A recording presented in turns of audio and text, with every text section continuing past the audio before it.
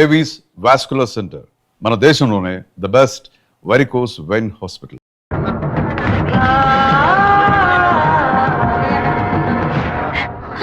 అయ్యో శివ, ఏంట్రా ఇదంతా?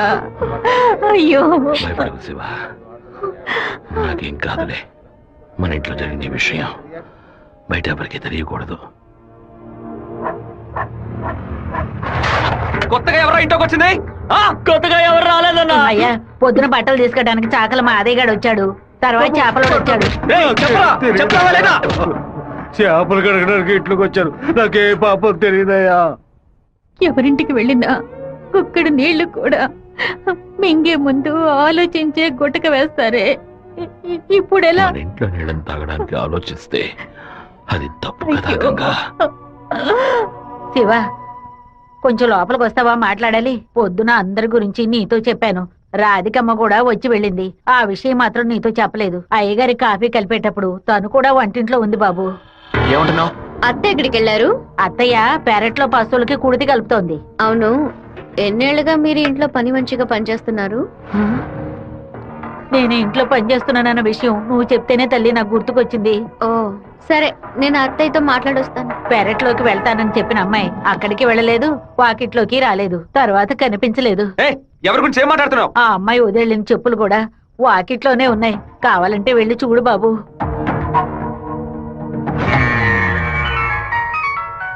బాబు, చిన్న విషయం.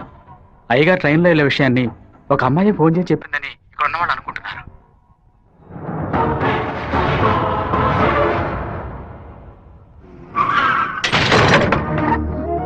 ఏంటిది?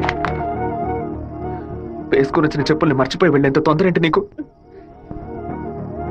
నువ్వు మా ఇంటి వంటింటోకి వచ్చింది పాపం ఆ ముసలిదాని మనసుని బాధ పెట్టడానికా, లేక మా నాన్న తాగే కాఫీలో విషయం కలపడానికా? చెప్పవే. నేను చెప్తాను. మీ నాన్నని చంపడానికేరా అది మీ ఇంట్లో అడుగు పెట్టింది. దాన్ని నేనే పంపించాను. ఆవిడ చెప్పేది అబద్ధం. అబద్ధమే కదా? మీ అబ్బకి విషం పెట్టినందుకే నీకింత కోపం వస్తే మీ నాన్న నా కొడుకుని నడి రోడ్డు మీద నరికి చంపాడే.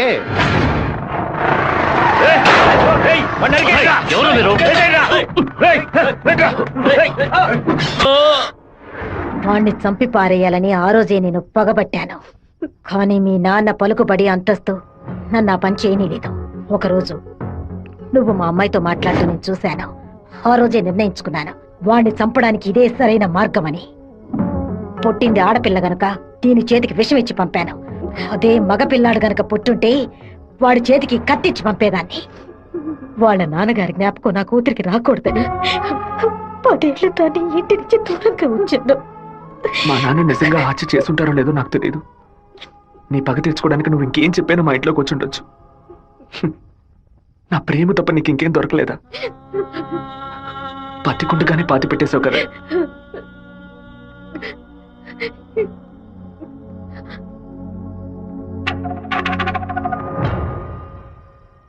మీరు మాట్లాడుకున్నదంతా నేను వింటూనే ఉన్నాను. నీ భర్త చావుకి నేను కారణం కాదమ్మా. నీ భర్త ఆశపడే ఎలక్షన్లో నించోలేదమ్మా.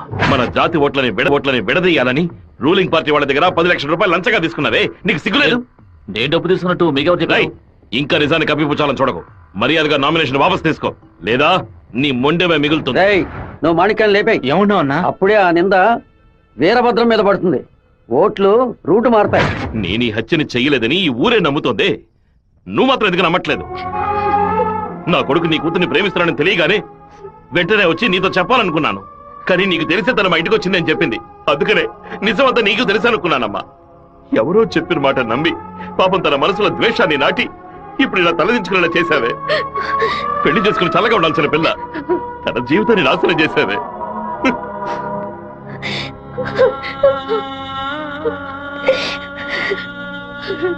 నువ్వు నాకు మాత్రమే ద్రోహం చేయలేదే, మా అమ్మ, నాన్న, చెల్లెలు అందరూ నీ మీద పెంచుకున్న ప్రేమకు ద్రోహం చేశావు.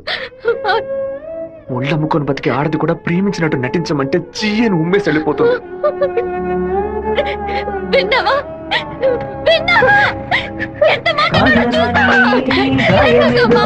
ఎందుకు చేశారు? ప్రేమ చాటు జీవితన ఎగిసే ఆవేదనలో ప్రేమించిన నా గుండెలకి ఇదివో బహుమానం నన్ను కన్న పాపానికి వీరికి దండనరా. టెలిఫోన్ బుత్ లో ఎంక్వైరీ చేసా ఉన్నా. పక్కనే లేడీస్ కాలేజ్ ఉండడం వల్ల ఏం చేసిందో తెలియదు అన్నారు. ఒక ఆడపిల్ల వల్ల వాడు తప్పించుకున్నాడు. అసెంబ్లీలో అపోజిషన్ వాడు కావాలనే ఈ విషయం అడుగు మరి కలుగుతున్నారు. ఇంతకు మించి మనం ఓర్పుగా ఉంటే వాడు ఖచ్చితంగా గెలిచేస్తాడు. పెదవారి నుంచి 50 మందిని రప్పించండి. ఎవరు ఎదురు చూడే సమయంలో వాడి ఇంట్లోకి దూరి వీరభద్రాన్ని ఆడి కొడుకని లేపేయమనండి. ఊరోళ్ళు ఎవరైనా అడ్డొస్తే పెద్ద చిన్నాడు చూడకుండా అడ్డగా నరకమని చెప్పు. అన్నా ఇలా ఓపెన్ గా అన్ని చేస్తే మీ మీద అందరూ డౌట్ పడతారన్నా. మన వాళ్ళని పక్క నుండి ఉసిగొల్పమనం. రాత్రి సరిగా 10:30కి ఈబీ వాళ్ళతో చెప్పి పులివెందుల్లో కరెంట్ కట్ చేయమనం. ఆ టైంలో ఎవరు ఫోన్ చేసినా చుట్టుపక్కల ఏ పోలీస్ స్టేషన్ లో ఫోన్ తీయకూడదు. ఆ కొత్త డ్రైవర్కి చెమట్లు పట్టాయంట్రా.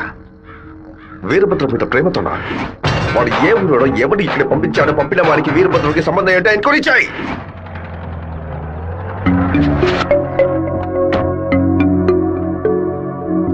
పెళ్లి ఏమిటన్నయ్యా? వద్దమ్మా. ఎప్పుడు నాన్న గురించి మాట్లాడుతుంటావుగా, నాన్న ఇలాగే ప్రవర్తిస్తారా? శత్రువైనా మర్యాద ఇచ్చి మాట్లాడతారు కదా, వెళ్ళనయ్యా. నేను నిన్ను క్షమాపణ అడగడానికి రాలేదు, ఎందుకంటే నేను చేసిన తప్పుకి క్షమాపణ లేదు. మేము ఊరు వదిలి వెళ్ళిపోతున్నాం. నేను మీ నాన్నకి విషం పెట్టింది ఎంత నిజమో, నేను ప్రేమించింది కూడా అంతే నిజం.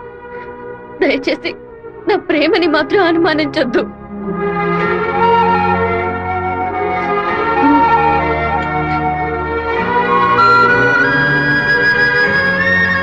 బావా నీతో మాట్లాడాలరా. ఏదో అమ్మ మాట విని తెలియక తప్పు చేసిందిరా, క్షమించేవాడారా మనిషి. నువ్వేంట్రా? మా ఇల్లు నాకు గుడి లాంటిదిరా. మా అమ్మ నాన్న దేవుళ్ళురా. ఆయన్ని చంపాలని ప్రయత్నించిన అమ్మాయిని ఎలా క్షమించమంటావు? నాకు అర్థమైందిరా. నీ దగ్గరికి మొదటిసారి అమ్మాయి వచ్చినప్పుడు నిన్ను ప్రేమిస్తున్నాననే అమ్మాయి చెప్పింది, పెళ్లి చేసుకుంటాననే కదా చెప్పింది. హత్య చేయడానికి వచ్చిన వాళ్ళు అలా అంటారా? నీ మనసులో అమ్మాయి లేదని నాకు ప్రమాణం చేసి చెప్పు. ఉందిరా, తను నా మనసులోనే ఉంది. కానీ ఇప్పుడు వచ్చి వెళ్ళింది నేను ప్రేమించిన రాధిక కాదు. బాబు శివ, నేను ఒకటి చెప్తే నువ్వు వింటావా? వెళ్ళి అమ్మాయిని తీసుకురా. నా తల నరుకుతానన్న వాడి తలని నరికి తీరుతానన్న పట్టుదలతో ఉన్నావు కదా. వాళ్ళ నాన్న చంపిన వాడి మీద అమ్మాయి కోపం ఉండదా? ఈ సీమలో పుట్టినటువంటి ప్రతి అమ్మాయికి ఆ పౌరుషం రోషం ఉండడం సహజమే. మిత్రుడితో స్నేహం చేయాలి, వీరుడితో తలపడాలి, శత్రువుతో పోరాడాలి, కానీ ద్రోహికి మాత్రం ద్రోహం చేయకూడదు. ఆ రోజు కోడిని కోయిపోతున్నామని తెలిసి తట్టుకోలేక తలడిల్లిపోయిందే, అదే తన నిజమైన గుణం. నాకు కూడా ముందా పిల్ల మీద కోపం వచ్చింది, కానీ ఓ కుటుంబం పుట్టిన గడ్డ వదిలి వెళ్తోందంటే అది సగం ప్రాణంతోనే వెళ్తుంది. మిగిలిన ప్రాణం మనం తీసామనే పాపం వద్దు నాన్న. వెళ్ళి అమ్మాయిని తీసుకురారా. నా ప్రేమే దొరికిందా నీకు? ప్రేమించినట్టు నటించమంటే చీయను మొహం మీద ఉమ్మేస్తుంది.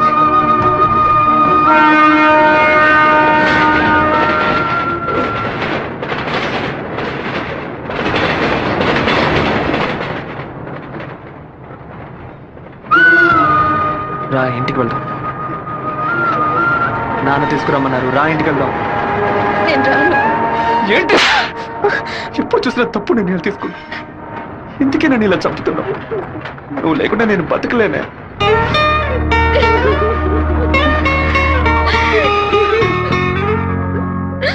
నీకు ముఖ్యమైన విషయం చెప్పాలని ఒంటరిగా రానా? ఎక్కడికి ఒంటరిగా వెళ్తున్నారు? మాణిక్యం రమ్మని చెప్పాడు. కూడా ఎవరైనా తీసుకెళ్ళండి. ఎవరైనా తీసుకెళ్దామంటే భయపడుతున్నాడు. ఒంటరిగానే వెళ్ళొస్తా. వద్దొద్దు సుబ్బారావు, అయ్యా అన్నతోటి వెళ్ళు. సరేనే. 2 కత్తులు తీసుకెళ్ళు. నువ్వు లోపలే దాక్కుని చూడు. బెజవాడ పెద్ద దగ్గర ఎంక్వైరీ చేశాను. ఆ డ్రైవర్ ని పంపించింది మురళీ ట్రావెల్స్ గోవిందరాజు. వాడికి వీరభద్రానికి పెద్ద లింక్ ఉందన్నా. వెళ్ళే సాకుతో మన ప్లాన్ ని లీక్ చేస్తాడా ఏమో, వెళ్ళి వేస్తాడ్రా. అన్నా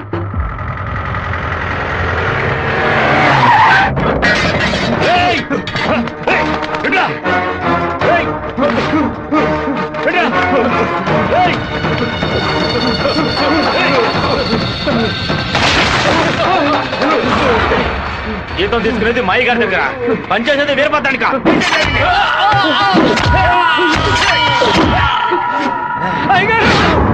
మన సత్యమూర్తి అన్నని దగ్గర మనుషులు చంపేశారయ్యా.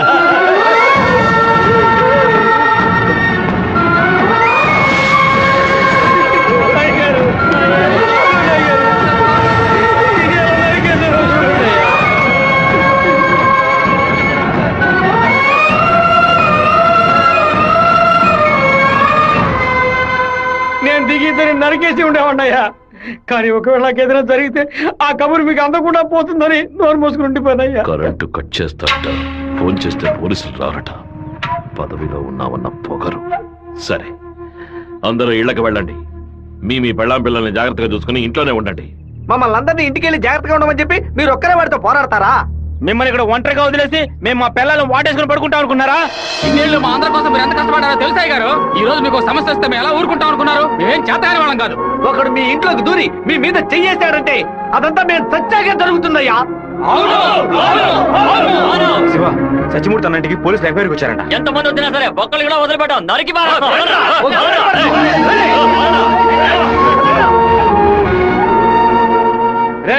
ఎవరు వచ్చేస్తారే కత్తికో కండగా నరికేస్తాం. మీ వీధిలోకే కాదయ్యా, ఈ వీధిలోకి ఎవరు వచ్చేస్తారే నరికి పోగులు పెట్టేస్తాం.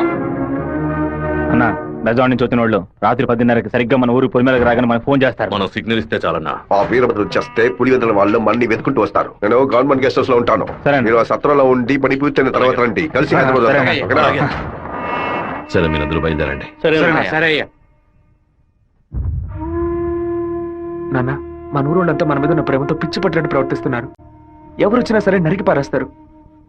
కానీ జరగబోయే గొడవలో మన వాళ్ళకి నష్టం జరుగుతుందిగా. డబ్బు కోసం వచ్చే వాళ్ళ ప్రాణాలు పోతే వాళ్ళ భార్యలు కూడా ఏడవరు. కానీ మాదయ్య భార్యకి శివప్రసాద్ కుటుంబానికి ఎవరు సమాధానం చెప్తారు నాన్న? ఏం చేయమంటావయ్యా? చట్టము అధికారము వాడి చేతుల్లో ఉంది. తిప్పి కొట్టడం తప్ప మనకు వేరే దారి లేదు. ఒక దారుంది నాన్న. వచ్చే 50 మందిని ఆపడానికి ముగ్గురిని లేపితే చాలు. అర్థం కాలేదు. ఆ రాజశేఖరం వాడి 2 చెంచాలు వాళ్ళని లేపేస్తే చాలు, ఏ గొడవ ఉండదు. మేము నలుగురం చాలు నాన్న. పెళ్లి పెట్టాకు లేని వాళ్ళు. మేము చచ్చినా ఎవరు బాధపడరు. కానీ ఖచ్చితంగా చచ్చేలోగా ఆ ముగ్గురిని లేపేస్తాం. వద్దు బాబు, అందుకు నేను ఒప్పుకోను. భయపడకండి అన్న, నాకేం కాదు. 1 గంట ముందు నా ఫ్రెండ్ ఒకడు తిరుపతి మాయాలాజులో నా పేరు మీద రూమ్ తీసుకున్నాడు. కరెక్ట్ గా 10 గంటకి రాజశేఖరాన్ని లేపేస్తే నేను రేణుగుంట ఎయిర్పోర్ట్కి వెళ్ళిపోతాను. వాడు అదే సమయానికి రూమ్ ఖాళీ చేసి ఎయిర్పోర్ట్కి వచ్చేస్తాడు. అక్కడి నుంచి హైదరాబాద్ వెళ్ళి నేను మలేషియా వెళ్ళిపోతాను. 6 నెలలు సంవత్సరం ఆగే నేను తిరిగి వచ్చేస్తాను నాన్న. పోలీస్ రికార్డ్స్ లో నా పేరుండే ఛాన్సే లేదు. నేను బాగుండాలని మీరు నాకు పాస్పోర్ట్ ఇప్పించారు. అప్పుడు అది ఉపయోగపడలేదు. ఇప్పుడు అదే మరి అన్ని సమస్యల నుంచి బయటపడేస్తుంది. అయ్యో,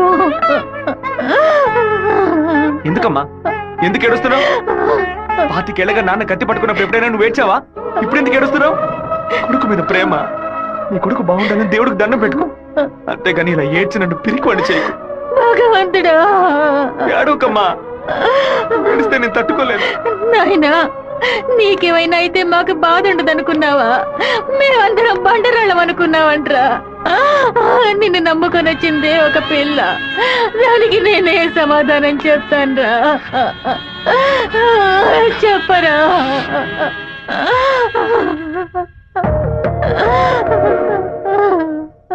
చెప్పు, నేను ఇప్పుడు ఏం చేయను?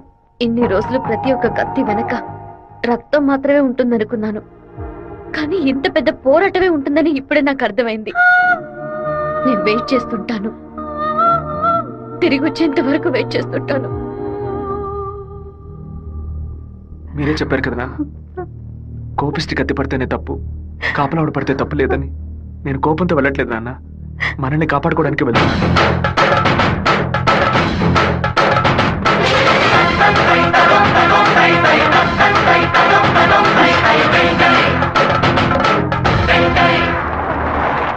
సార్, మీరు ఊరెళ్ళే వరకు డిఎస్పీ మీతో ఉండమని చెప్పారు సార్. ఊళ్ళో కరెంట్ కట్ అవగానే అన్ని ఫైర్ స్టేషన్లకు ఫోన్ చేసి ఊరు తగలబడిపోతుందని చెప్పండి. సరే. ఫైర్ ఇంజిన్ వచ్చేలాగా ఊళ్ళో ఉన్న గడ్డి వాళ్ళన్నింటినీ తగలబెట్టేయండి. పోలీసులే మనం పిలిస్తే రారు. ఫైర్ మ్యాన్ ఎవరు పిలిచినా వస్తాడు. ఆడవాళ్ళని పిల్లల్ని పాకల్లో ఉండొద్దు, జాగ్రత్తగా ఉండమని చెప్పండి. సరే, వస్తాం. నేను బ్రహ్మచారినే. నాకు పెళ్లి కాలేదని అప్పుడప్పుడు బాధపడుతూ ఉంటా. కానీ దానికి ఒక అర్హత ఉందని ఇప్పుడు తెలుసుకున్నా. మన సత్యమూర్తాన్ని చంపిన ఆ దొంగ కొడుకు పీక్ కొరికి రక్తం తాకుండా వదిలిపెట్టు బాబు.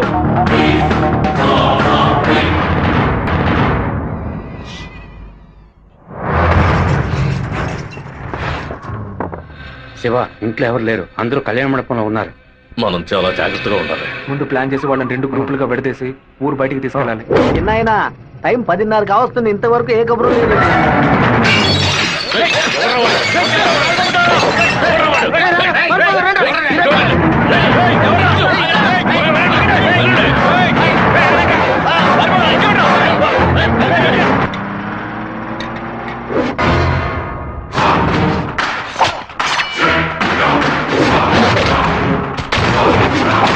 మేమంతా ఇక్కడ సిద్ధంగానే ఉన్నాం.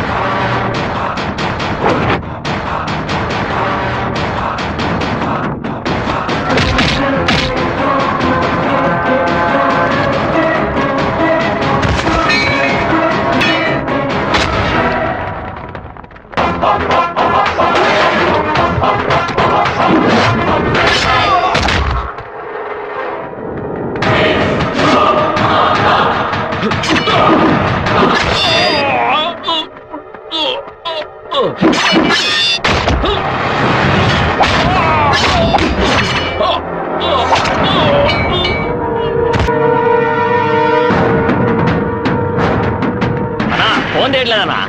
ఊళ్ళోకి వెళ్ళి చూద్దాం పదండి. వాళ్ళు పక్కనే ఉన్న రైలు పొదలో ఉన్నారు.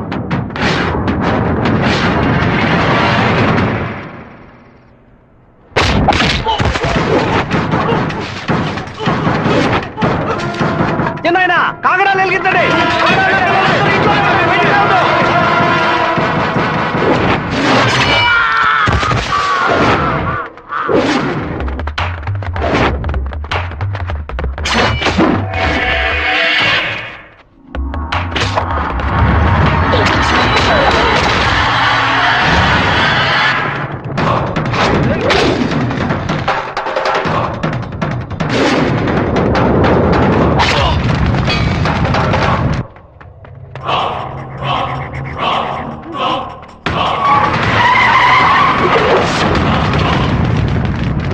అన్నా ఏంటన్నది? మన రమ్మని బాలే పని పూర్తి చేసినట్టున్నారు.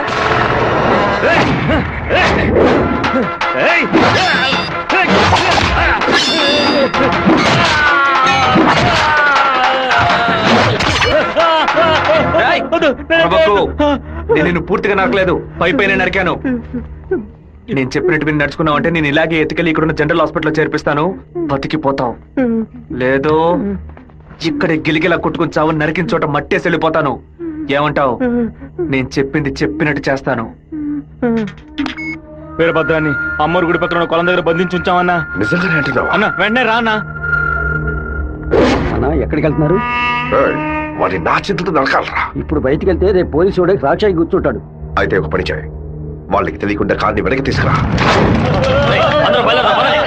ఇది కూడా చాలా.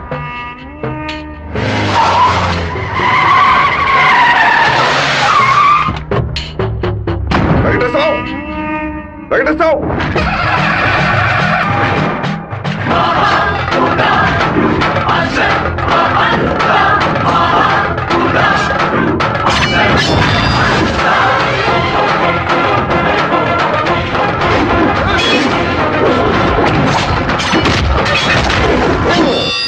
రారా, రా రా రా రా.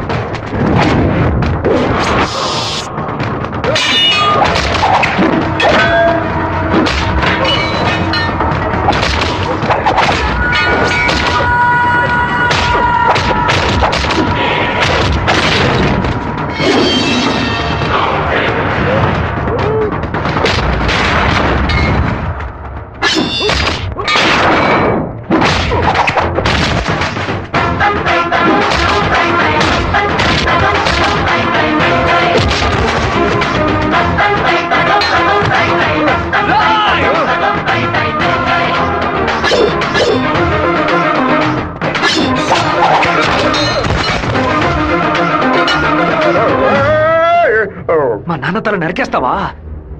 నా కుటుంబాన్ని లేపేస్తావా? పదవిని ఉపయోగించుకునే డబ్బు కోసం నువ్వేమైనా చేస్తావు. నిన్ను ఎదిరించిన వాడు శత్రువు. రాయ్ చెట్ట వాళ్ళంతా కలిసి మంచి వాళ్ళని అంతం చేయగలిగితే ఇక దేవుడు ఎందుకురా? గుళ్ళు ఎందుకు? నాకు నా కుటుంబం ముఖ్యం, నా ఊరు ముఖ్యం. మా అన్న